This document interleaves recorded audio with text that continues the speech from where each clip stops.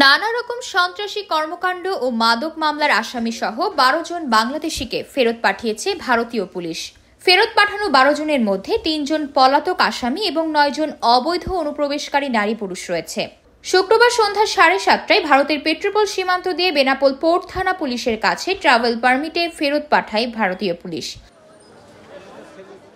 এর আগে গত 27 ডিসেম্বর ফেরত পাঠায় ময়মনসিংহের ত্রিশালে ছিনতাইয়ের ঘটনায় পুলিশ হত্যা মামলার আসামি রহমতুল্লাহ ওরফে জাহিদ। ফেরত 3 আসামিদেরকে পোর্ট থানা পুলিশের কাছ থেকে সংশ্লিষ্ট থানা পুলিশ গ্রহণ করেছে।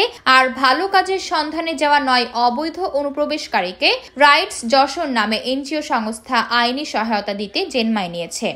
বিভিন্ন সময় ভারতে ভালো কাজের উদ্দেশ্যে বা বিভিন্ন উদ্দেশ্যে যারা গিয়েছিল এরকম অবৈধ অভিবাসী যারা তাদেরকে আজকে বাংলাদেশ ইমিগ্রেশনের কাছে হস্তান্তর করেছে এবং আমি রাজ্যসরকারের পক্ষ থেকে এই ভারত থেকে প্রত্যাবাসিত 9 জনের ভিতরে 9 জনকে আমরা আমাদের জিম্মায় নিতেছি এবং তাদের নিরাপদ খাবার, আশ্রয় সহ কাউন্সিলিং এবং যে আইনি প্রক্রিয়া যেগুলো আছে এগুলো প্রক্রিয়া শেষ হওয়ার পরে তাদের পরিবারের কাছে হস্তান্তর করে দেব।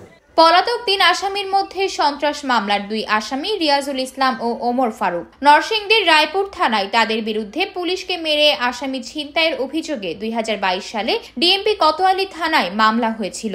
অপরজন মাদক মামলার পলাতক আসামি মামুন ওরফে সুমন সরকার। তার বিরুদ্ধে মাদকদ্রব্য নিয়ন্ত্রণ আইনে গাজীপুর টঙ্গী পূর্ব থানায় মাদক সহ একাধিক মামলা ছিল। 12 জন বাংলাদেশিকে ভারত ফেরত প্রদান করেছেন। তার ভিতর 3 জন বিভিন্ন মামলার আসামি এবং বাকি 9 জন অবৈধ অনুপ্রবেশকারীদের এনজিওর হাতে তুলে দেওয়া হয়েছে এবং যে 3 জন আসামি তাদেরকে সংশ্লিষ্ট থানায় হস্তান্তর করা হয়েছে। স্বরাষ্ট্র মন্ত্রণালয়ের তথ্য অনুসন্ধানে বাংলাদেশ সরকার ভারতে আটকের বিষয়টি নিশ্চিত হয়। পরে 2 দেশের সরকারের বিশেষ ট্রাভেল পারমিটে তাকে ফেরত আনা হয়।